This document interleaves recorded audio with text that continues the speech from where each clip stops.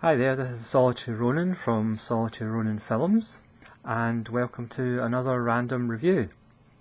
I would like to do a review on a film that was recommended to me by a fellow YouTuber, Daisuke Beppu, who has a fantastic channel, mainly on the Criterion Collection, but it has other Blu-ray collections, and I highly urge you to check his channel out.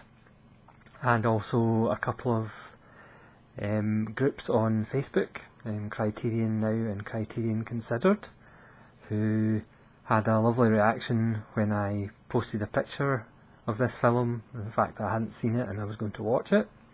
So if any of you are out there, this is a random reaction of Ozu's Late Spring, which I have just finished watching.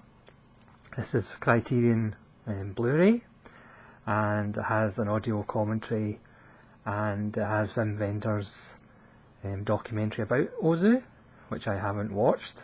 I've literally just finished watching it, so this is just some literally random thoughts about the film, and I'll probably have to watch it again with the commentary.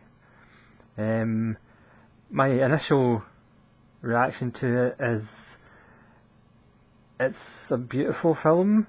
I think I maybe just prefer it to Tokyo Story a little bit, which really you have to watch after watching Late Spring.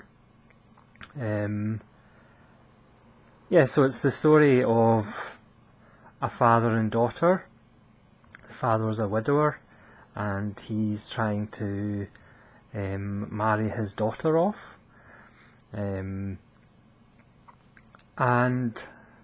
it's really about the pressure to conform, and everybody from Noriko's, who's the character of the daughter, from her aunt to her friends. Obviously her father are always going on about when you're getting married, and she just loves her father and she wants to stay with her father.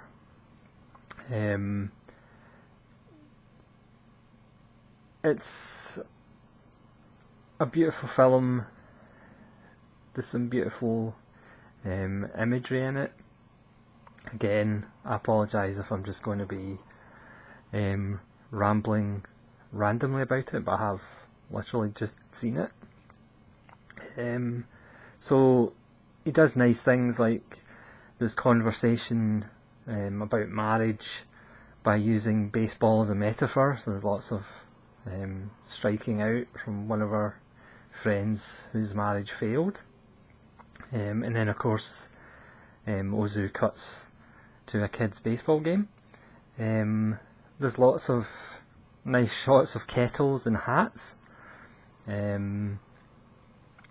There's a picture next to at the front door of their house, which if anybody knows what the picture's of, it's almost as scary as the mask I've got on. And I really love the way Ozu shoots the interiors, because he kind of shoots a lot of them from a distance. He is just observing the kind of family dynamic that's going on. It's almost he doesn't want to intrude on the kind of private discussions about the family. I mean, obviously he does use close-ups at certain points, but a lot of the time he will keep at his distance, which I think's quite interesting. Also, I love the framing of his shots, certainly the interiors. But again, Japanese architecture, as far as straight lines, tends to lend itself to fantastic framing, and this film's no exception. I mean, there's great shots, as you can see down below, of bikes in the sand with two figures in the distance, which I liked a lot. There's a nice shot of a water fountain that's just me. And when they go to Kyoto for the last holiday together before marriage, when she finally agrees to get married. Beautiful temples and nature plays an important part in this film, I would say, with water and trees and birds. Sorry, I'm rambling now. Yeah, there's a scene where the father and his friend who's remarried are sitting in an ornamental garden, and there's just beautiful shots of the rocks and the sand.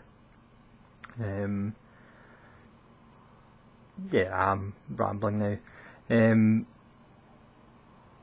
Yeah, it is a beautiful film, and I kind of wanted them to stay together, the father and the daughter. Maybe that's just me, but I didn't really want her to get married. And then also the end is quite moving. I did have goosebumps for probably the last 5 or 10 minutes. Yeah, so I apologise for the kind of rambling nature of this review. Again, I'll have to watch it again. I'll maybe watch it with the commentary, and I do need to check out some more Ozu.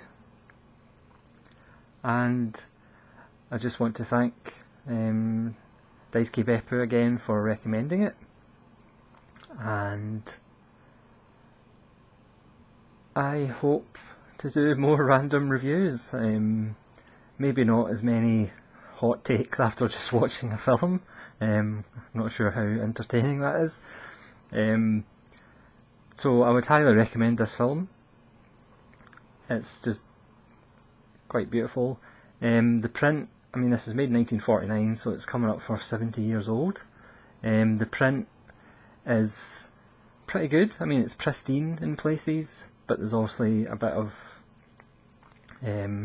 grain and lines on some of the shots, but to be honest, it's 70 years old, and you can't really expect an absolutely pristine print. They've done a very good job as is. So yes, I recommend you check out Late Spring by Ozu from 1949.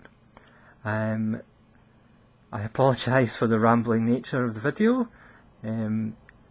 This is a Solitary Ronin. Please leave a like and comment if you've seen the film and what you thought of it. And hopefully we shall see you again. This is Solitary Ronin saying good night.